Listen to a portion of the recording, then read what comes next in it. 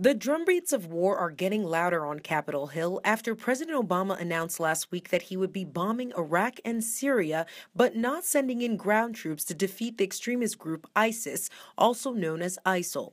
When I listened to his speech, when he said on the fight against ISIL, quote, "It will not involve American combat troops fighting on the soil. American forces do not have a combat mission." In your opinion, let me ask you two questions, General Dempsey. In your opinion, are the pilots dropping bombs in Iraq, as they're now doing, a direct combat mission? And secondly, will U.S. forces be prepared to provide combat search and rescue if a pilot gets shot down? And will they put boots on the ground to make that rescue successful? Yes, and yes.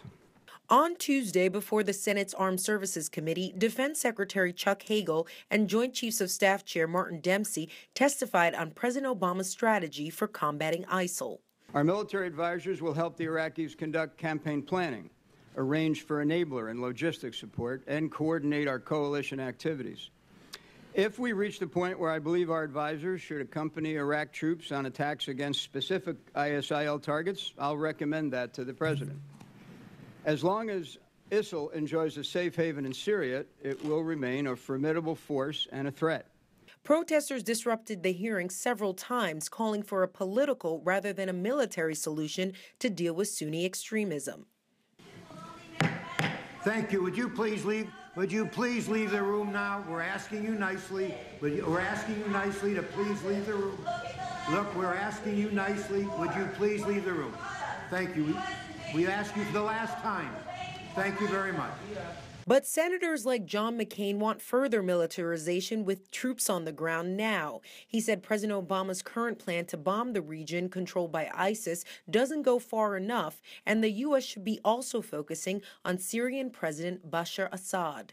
But editor of the Middle East report, Omar Dahi, says Assad should not be the focus of U.S. strategy. But in many ways, Assad per se is no longer the problem. It's a problem of trying to find an adequate representation of different social forces. And this regime has a social base.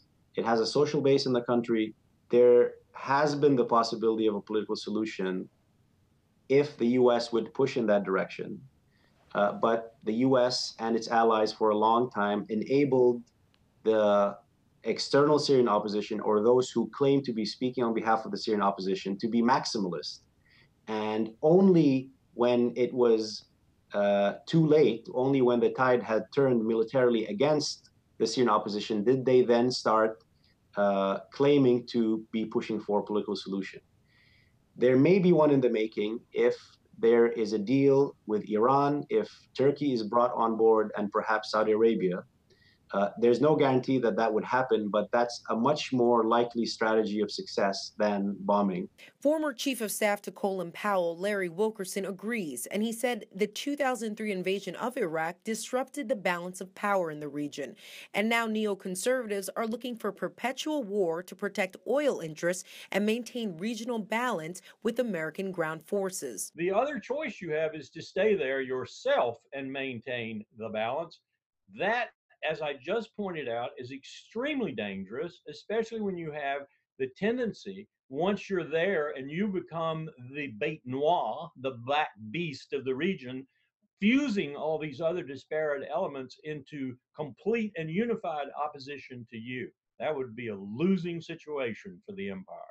On the Hill, there's not much debate on whether or not military action is the best course of action from either Republicans or Democrats. But there are some lawmakers that want mandatory debate or a vote before the president decides to put boots on the ground in either Syria or Iraq.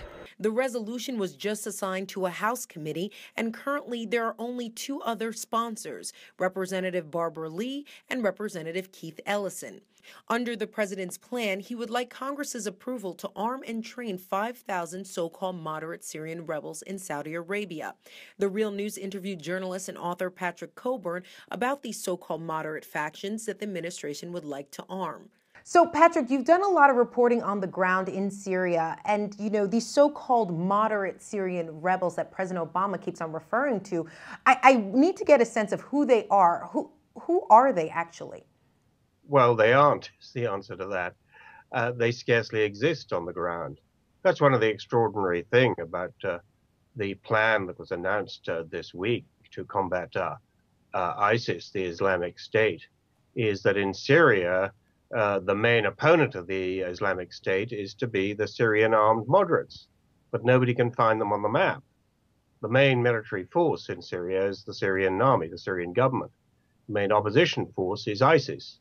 Then there are a series of other jihadi groups, like there's one called Jabhat al-Nusra, pretty powerful. It's also the Syrian affiliate of bin Laden's al-Qaeda. So the jihadis dominate that. So it's kind of saying that everything will depend on these moderates who are to be vetted and trained in Saudi Arabia.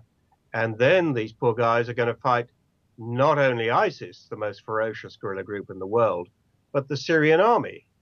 You know, so this is really not a policy. It's kind of make-believe. The House will likely be voting on arming these rebels on Wednesday, as it is being attached to legislation that would fund the government for the rest of the year. For the Real News Network, Jessica Devereaux, Washington.